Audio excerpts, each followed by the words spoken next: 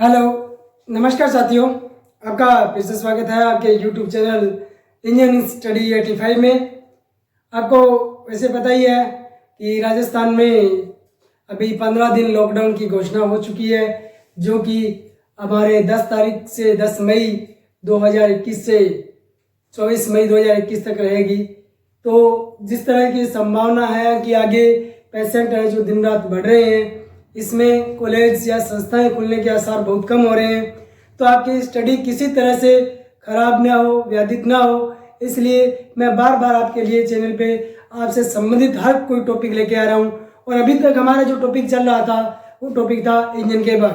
तो इंजन के भाग जो टॉपिक था वो हमारा पूरा हो चुका। हमने इंजन के जितने भी भाग पढ़ने थे सभी पढ़ लिए। हमने उसके प्रकार थे, उनकी धातु थी, उनकी बनावट थी, सब कुछ को हमने एक बार रिवाइज किया। अभी हम उस भाग में से कुछ आने वाले महत्वपूर्ण प्रश्न जो पिछले कुछ सालों में पूछे गए हैं उनका हम थोड़ा सा चर्चा करेंगे। तो आपके सामने है हमारा पहला प्रश्न कि किसी वाहन के पिस्टन का तापमान किस स्थान पर सर्वाधिक होता है। तो हमें सबसे पहले उसकी बनावट आनी चाहिए, उसके बाद हमें पता चलेगा कि कौन सा भाग क्या काम करता है। ये हमने एक ड्रॉ कर लिया हमारा एक पिस्टन। तो पिस्टन के सबसे पहले हमें भाग लिखना है। यहाँ क्या होगा इसका? क्राउन, क्राउन, टॉप या हेड। ये इसकी आएगी स्कर्ट, ये इसका आएगा बोस या रिंग हीट डोम आएगा, हीट डोम या रिंग लैंड, और यहाँ रिंग सेक्शन, रिंग सेक्शन। ये कुछ भाग हमारे एक पिस्टन के हैं। देखते हैं इसमें ऑप्शन क्या क्या दिए। सबसे पहला ऑप्शन है क्राउन, उसके बाद में स्कर्ट, उसके बाद में वाल और उसके बाद में रिंग। यहां पूछा है किसी वाहन के पिस्टन का तापमान किस स्थान पर सर्वाधिक होता है। तो सबसे पहले मैंने आपको एक चीज बताई थी, जो हमारे प्रश्न से संबंधित नहीं है उन्हें आप निकाल दो। तो यहाँ लिखा था पिस्टन से संबंधित, तो हमें पता है वाल क्या होती है, सिलेंडर की होती है। ये नहीं आएगा क्योंकि सिलेंडर वाल का यह नहीं पूछा, पिस्टन का तापमान पूछा है, तो इसे आप हटा दो। रिंग भी क्या होता है, पिस्टन का भाग नहीं होता, पिस्टन के ऊपर चढ़ाए जाते हैं, तो रिंग का तापमान सर्वाधिक नहीं होता। बात आती है हमारे पास क्राउन और स्कर्ट की।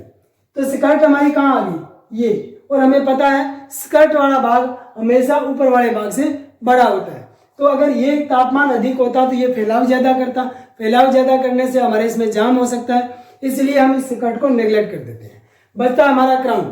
तो क्राउन पे तापमान सर्वाधिक कैसे रहते हैं? मान लेते हैं हम इसको मानते हैं कॉनकेव हेड पिस्टन। कौन सा? Concave head piston. तो स्वाभाविक सबसे पहले यहाँ क्या हुआ? पावर स्ट्रोक मिला। पावर स्ट्रोक मिलते सबसे ज्यादा पावर या सबसे ज्यादा ऊष्मा कहाँ होगी? कि मान लेते हैं ये इतने हमारा सिलेंडर है, पिस्टन कहाँ ना? यहाँ पर टॉप पर। जैसे यहाँ ज्वाला उत्पन्न हुई तो यहाँ तापमान क्या हुआ? सबसे ज्यादा हो गया। जैसे जैसे पिस्टन नीचे आएगा, पिस्टन यहाँ आ गया, तो क्या होगा कि इस ऊष्मा को फैलने में कुछ जगह मिल गई, तो ऊष्मा क्या होगी? ठंडी हो जाएगी। तो हमारा इसका आंसर क्या आना चाहिए? Piston crown. इसी तरह हम यहाँ देखते रहेंगे कि जो भी प्रश्न आएगा उसको डायग्राम के साथ हल करेंगे। प्लीज आपसे एक रिक्वेस्ट रहेगी कि हमारा जो वीडियो बनाया जाए शुरुआत से लेकर अंत तक जरूर देखें। सभी को लाइक, शेयर और सब्सक्राइब जरूर करें और बेल आइकन को जरूर दबाएं ताकि जो भी वीडियो नया अपलोड किया जाए तो आपके पास सबसे पहले पहुंचे। नेक्स्ट प्रश्न है, इंजन पिस्टन कंप्रेशन रिंग बनाई जाती है। कि इंजन है उसकी जो पिस्टन है, पिस्टन की जो कंप्रेशन रिंग है वो किससे बनाई जाती है। तो सबसे पहले हम रिंग पे चर्चा करते हैं। रिंग एक पिस्टन का एक ऐसा भाग है जो गैस लीकेज का काम करता है। क्या काम करता है? गैसों को लीकेज के रोकने का काम करता है। अगर हम पिस्टन पे रिंग नहीं चढ़ाएंगे तो गैसें क्या होगी? ऊपर से नीचे आती जाती रहेगी। तो गैसों को रोकता कौन है? हमारा एक रिंग ही है जो रोकता है। तो रिंग हमने पढ़ाना भूल गया, तो यहां हम पढ़ लेते हैं। सबसे पहले आता है एक कंप्रेशन रिंग। कौन सा? Compression ring. नीचे आएगा oil scrap ring, oil scrap ring. और एक हमारे पास आता है ड्यूफ्लेक्स, ड्यूफ्लेक्स रिंग। अब कंप्रेसर रिंग क्या होते हैं? जो पिस्टन का ऊपरी भाग होता है। यहां हम पिस्टन ड्रॉ करें, ये पिस्टन बना लिया हमने,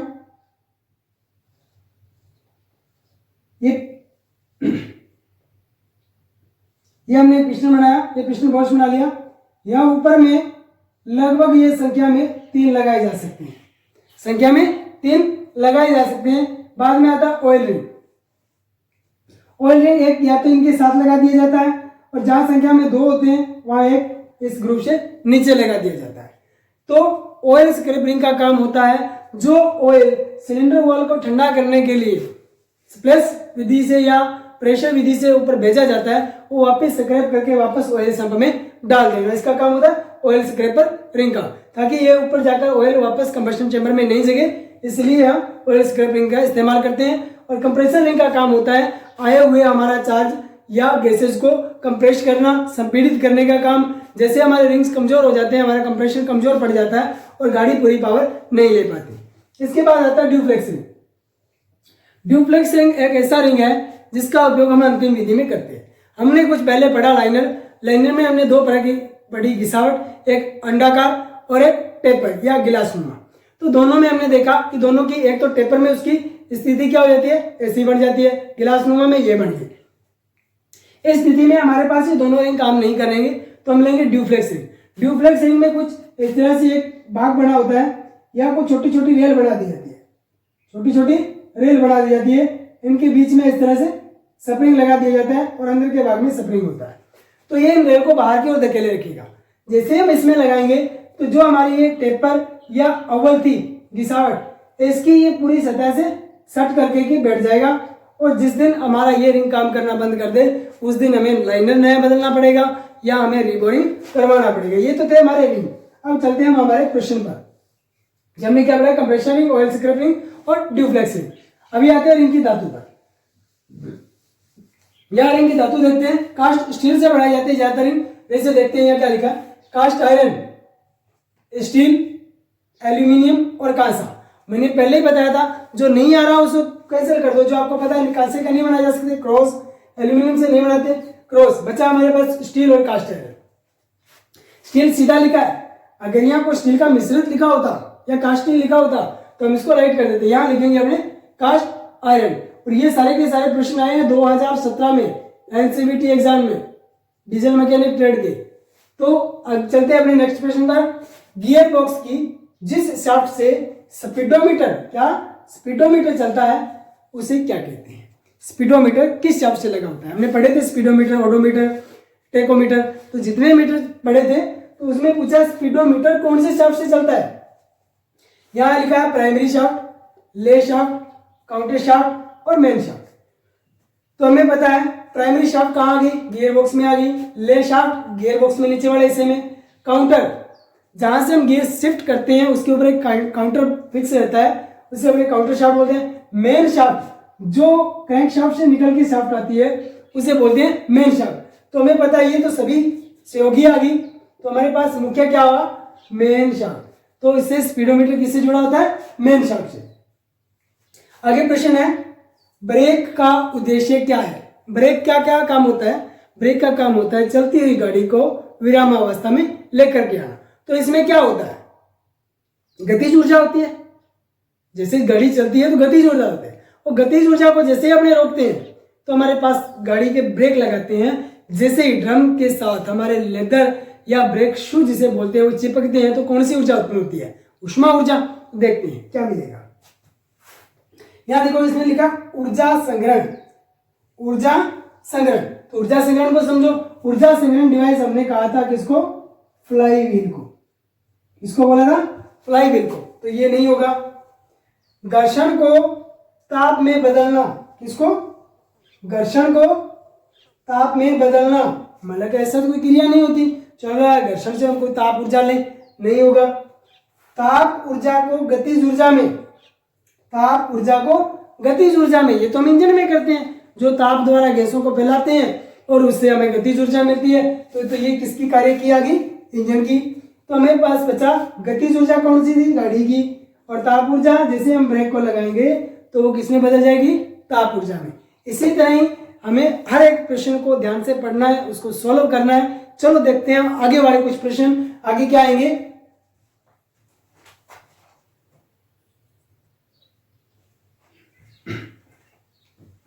चलो आप पहले इसका ले लो स्क्रीनशॉट। ये ताकि आपको बाद में प्रश्न आप देखो, यहाँ से शुरुआत से देखो, ये इतने प्रश्न है, इनका स्क्रीनशॉट ले लो, बाद में देखते हैं आगे क्या है।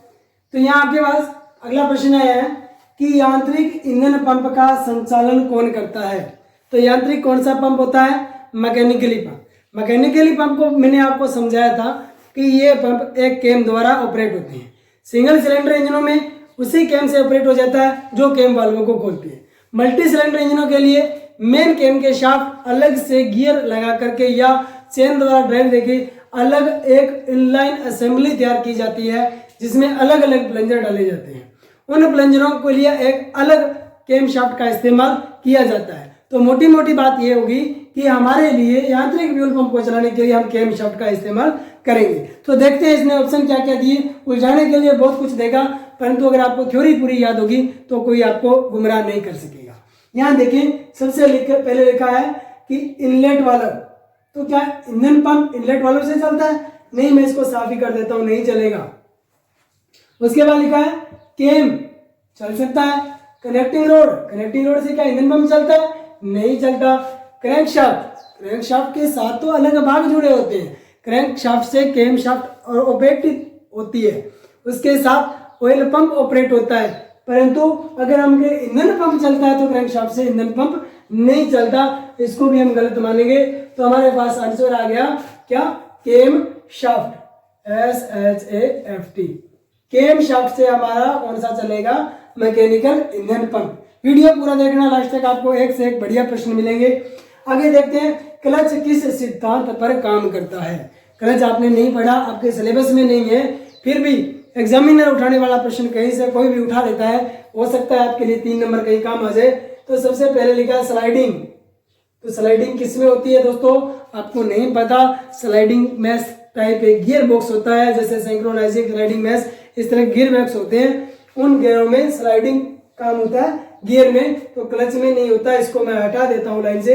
रोलिंग किन में होती है? बेयरिंग में होती है। किन में? बेयरिंग में। ये भी नहीं है। रोटेट नहीं करता है। क्या? क्लच रोटेट नहीं करता है। क्लच काम करता है फ्रिक्शन के सिद्धांत पर दोनों के बीच। हमें पता है हमारे पास एक प्रेशर प्लेट है, एक क्लच प्लेट है, एक प्रेशर प्लेट है। हमेशा प्रेशर प्लेट का दबाव क्लच प्लेट पर बना रहता है। लाइनिंग होती है क्लच प्लेट के दोनों तरफ, जिससे प्रेशर प्लेट घूमती है। किससे? हमारी इंजन की मेन शाफ्ट से, या उसके बाद ये जुड़ी होती है काउंटर शाफ्ट से। तो उसकी पावर आगे तक ट्रांसमिट करने के लिए क्लच के दोनों तरफ लाइनिंग बना दी जाती है। तो यहाँ क्या हुआ? फ्रिक्शन हुआ, घर्षण हुआ। घर्षण के कारण हमारी पावर क्या होगी? ट्रांसमिट होगी। इसलिए इसका आंसर हो जाएगा फ्रिक्शन। क्या लिख सकते हैं इसको? घर्षण के कारण। आगे कंप्रेशन स्ट्रोक में पिस्टन तक घूमती है। हमें पता है कंप्रेशन स्ट्रोक कब होता है? जब पिस्टन टीडीसी से बीडीसी कंप्रेशन नहीं हुआ, हम चलेंगे बीडीसी से टीडीसी। पहले चार्ज आया सक्शन में, क्या हुआ? टीडीसी से बीडीसी चला। जैसे चार्ज को हमने दबाना है तो बीडीसी से टीडीसी चलेगा। तो यहाँ देखो कंप्रेशन होगा, क्या होगा? स्थिति रहेगी हमारे अंदाजे से बीडीसी से टीडीसी। अब देखते हैं ऑप्शन। टीडीसी से बीडीसी, ये तो हो गया सक्शन का, गलत। बीडीसी से टीडीसी हमारी तरफ से सही है। बीडीसी से नीचे, वो नीचे जा नहीं सकता बीडीसी से। टीडीसी से अधिक, ये भी नहीं जा सकता। तो हमारे पास सीधा सा आंसर आ गया क्या? बीडीसी से टीडीसी। इसको मैं मिटा देता हूं, लिख लिया होगा आपको, पहले बोला था। आगे देखते हैं क्रैंक शाफ्ट के 2 स्ट्रोक। प्रश्न समझने वाली बात है, उलझा हुआ प्रश्न देगा बिल्कुल। क्रैंक शाफ्ट पहले देखते हैं। क्रैंक शाफ्ट के दो नहीं पढ़ना, क्रैंक शाफ्ट के बाद में लिख दिया 2 स्ट्रोक इंजन, ये नाम अलग हो गया। 2 स्ट्रोक इंजन के एक चक्कर किसका आ गया? इसको इसके साथ मिलान कर दो। क्रैंक शाफ्ट के एक चक्कर 2 स्ट्रोक इंजन में इनलेट वाल्व खुलता है। सीधी बात ये हुई कि 2 स्ट्रोक इंजन में क्रैंक शाफ्ट के एक चक्कर में इनलेट वाल्व कितनी बार खुलता है? तो हमें पता है क्रैंक शाफ्ट के प्रत्येक एक चक्कर में एक पावर स्ट्रोक मिलता है 2 स्ट्रोक में, और 4 स्ट्रोक में प्रत्येक 2 चक्कर में एक पावर स्ट्रोक मिलता है। तो अगर एक पावर स्ट्रोक मिलेगा तो हमें सीधी सी बात है कि एक बार ही इनलेट वाल्व खुलेगा। बट यहाँ इनलेट वाल्व नहीं होना चाहिए, पर प्रश्न में लिखा था यह आएगा पोर्ट। क्या? Inlet port. आगे आ गया पिस्टन किस धातु से बनाई जाती है? पिस्टन हमें पता था कास्ट आयरन और एल्यूमिनियम अलॉय से ही बनाते हैं। अब देखते हैं इसने क्या दिया। जिंक मिश्रित नहीं हो सकता, एल्यूमिनियम हो सकता है, तांबे से बना नहीं होता, और इनमें से कोई नहीं, वो नहीं है, इसमें है एल्यूमिनियम मिश्रित। तो इसका आंसर आ जाएगा एल्यूमिनियम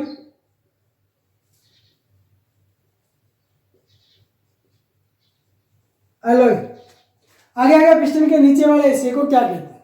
अभी मैं आपको बता के गया था कि आपको हर एक डायग्राम नाम सहित याद होना चाहिए। ये आ गया इसका boss, skirt, dam, heat dam, ring land, ring groove, crown. इस तरह से हमें हर भाग का पता होना चाहिए। तो इसने पूछा पिस्टन के नीचे वाले हिस्से को क्या कहते हैं? नीचे वाला हिस्सा यहाँ से नीचे आ गया। अब इसने ऑप्शन कौन सा दिया? स्लीव। स्लीव कोई भाग नहीं होता पिस्टन का, इसे लाइनर बोलते हुए। स्कर्ट, स्कर्ट कहाँ हमारी? ये रही, हो सकता है ये। पिस्टन लैंड, लैंड कहाँ है? लैंड ये रही, जो रिंग सेक्शन के बीच वाला भाग होता है उसे रिंग लैंड कहते हैं। रिंग लैंड नहीं होगा। उसके बाद ग्रूव, तो ये बीच वाला जहाँ रिंग डलते हैं वो ग्रूव हो गया। तो इसका आंसर आ जाएगा पिस्टन स्कर्ट। उसके बाद चलते हैं अपने आगे वाला प्रश्न। पिस्टन का व्यास सिलेंडर के व्यास से होता है। पिस्टन का व्यास पूछ रहा है कि सिलेंडर के व्यास से क्या होता है? पिस्टन से अधिक होता है, सिलेंडर से अधिक होता है, सिलेंडर से कम होता है, सिलेंडर के बराबर होता है, या इनमें से कोई नहीं। तो यहाँ देखते हैं, हमारे पास ये एक सिलेंडर है, इसका डाया है हमारे पास 50 mm, और यहाँ मैं एक पिस्टन लेके आता हूँ। अगर मैं यहाँ लेके आता हूँ 50 mm का, तो पिस्टन इसमें नहीं आएगा। नहीं हम हमारी फिटिंग के दौरान इसको फिट कर सकते हैं, इसलिए हमेशा पिस्टन को थोड़ा सा इससे छोटा रखा जाता है। इसको यहाँ 48 डालना है, तो यहाँ आंसर सीधे ही आ गया। अधिक नहीं आएगा, कम आ जाएगा, बराबर भी नहीं आएगा। तो उत्तर हमारा हो गया कि पिस्टन का व्यास सिलेंडर के व्यास से थोड़ा सा कम रखा जाता है। चलो चलते हैं अपने अगले वाले प्रश्नों पर।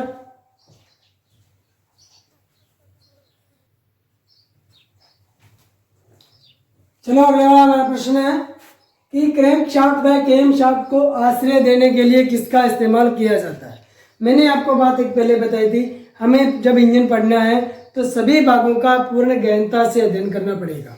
कौन से भाग की आकृति क्या होती है, उसका नाम क्या होता है, मेटल कौन सा होता है, कास्टिंग किस प्रकार की होती है, उसके भागों के नाम क्या है, हर एक चीज हमें पढ़नी पड़ेगी। उसके साथ कौन से सहयोगी उपकरण चलते हैं, इसी तरह ही हमारा तभी जाके कंप्लीट होगा।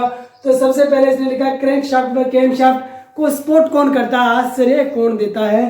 तो हमारे पास सबसे पहले उल्टा चलते हैं, पिस्टन पिन। पिस्टन पिन कभी कनेक्टिंग रोड या क्रैंकशाफ्ट को आश्रय नहीं दे सकती। तो हमें सबसे पहले जो नहीं है उनको हटा देना है ताकि हमारा प्रश्न आसान हो जाए। पिस्टन रिंग भी कभी आश्रय नहीं देती, इसको भी हम हटा देते हैं। फिर बढ़ता है सिलेंडर लाइनिंग। सिलेंडर पे चढ़ी लाइनिंग क्या आश्रय देती है? नहीं, सिलेंडर आ गया जिसमें पिस्टन चलेगा जी। अब हमारे पास सीधा सीधा उत्तर बच जाएगा क्रैंक केस। क्रैंक केस में हम सिलेंडर क्रैंक शाफ्ट लगाते हैं, क्रैंक शाफ्ट के साथ हम कनेक्टिंग रोड लगाते हैं, उसी के साथ नीचे के सिरे पर हम ऑयल पेन या ऑयल संप लगा करके उसे नीचे सिरे से बंद कर देते हैं। तो हमारा उत्तर रह जाएगा क्रैंक केस। आगे सिलेंडर के अंदरूनी व्यास को क्या कहते हैं? ये जी हमारा सिलेंडर है, इस सिलेंडर के इस अंदरूनी व्यास को क्या कहते हैं? ये हमने टेक्निकल टर्म में पढ़ा था कि इसको क्या कहते हैं। इसको हम कहते हैं बोर। क्या कहते हैं? बोर। तो यहाँ उत्तर क्या है? पहला बोर हमारी तरफ से सही। डीडीएस कुछ नहीं है, डीडीएस बीडीएस ये भी कुछ नहीं है। और लीड, लीड क्या होता है? वाल्वों में होता है। वाल्व जब समय से पहले खुलता है लीड होता है, समय के बाद लेग, और जब ऐसा टाइम आता है दोनों वाल्व एक साथ खुले रहते हैं तो उसे कहते हैं वाल्व ओवरलैप। तो ये तीनों वर्ड अलग अलग चीज है। तो हमारा उत्तर मिल गया बोर। पिस्टन द्वारा बीडीसी से टीडीसी चली गई दूरी, तो यही से समझ रहे हैं, ये इसका क्या है? टीडीसी है, और ये इसका क्या है? बीडीसी है। ये कह रहा है यहां से यहां तक चली गई दूरी क्या कहलाती है? हमें पता है ये यहां से पीडीसी से टू बीडीसी चली गई दूरी एक स्ट्रोक कहलाती है, और एक स्ट्रोक कहलाती है। तो इन्हीं स्ट्रोकों का एक निश्चित क्रम में होना, क्या निश्चित क्रम में होना क्या कहलाता है? साइकिल। और स्ट्रोक कहां से निकल के आया? हमने जब क्रैंकशाफ्ट पढ़ी थी तो हमने पढ़ा क्रैंक जर्नल के मध्य से क्रैंक पिन के मध्य की दूरी, ये क्या कहलाता है? एक थ्रो। और अगर थ्रो इंटू थ्रो कर दें तो हमारे पास आ जाता है एक स्ट्रोक लेंथ। तो यहाँ आंसर देखें, स्ट्रोक सही है। साइकिल कौन सा है? इन्हीं स्ट्रोकों का एक निश्चित क्रम एक साइकिल कहलाता है। टॉप डेड सेंटर, ये तो ऊपरी सीमा है, अधिकतम सीमा। बॉटम डेड सेंटर, यह भी एक पिस्टन के चलने की सीमा दर्शाई गई है। आज के टॉपिक का अंतिम प्रश्न आता है, एक डायग्राम बनाया, इस डायग्राम को देख के बताओ ये कौन से प्रकार का लाइनर है? ये क्या है? लाइनर है जिसे आपने बोला था सलीब। तो आपने ध्यान देना है, जिन लाइनर की बाहरी सतह पे पानी का संपर्क रहता है, ये देखो यहाँ पानी है, सीधा पानी के संपर्क में रहे वो क्या होते हैं? Wet liner. और जिनके साथ कोई पानी का संपर्क नहीं हो, बाहर की तरफ सिर्फ ऐसी फिन्स काट दी जाए, वो कौन से होंगे? Dry liner. तो चलो धन्यवाद दोस्तों, आगे हम फिर अभी प्रश्न कुछ बाकी हैं इसी लेसन के, उसके बाद नया टॉपिक नए तरीके से लेकर के आएंगे। तब तक के लिए धन्यवाद। जय हिंद, जय भारत।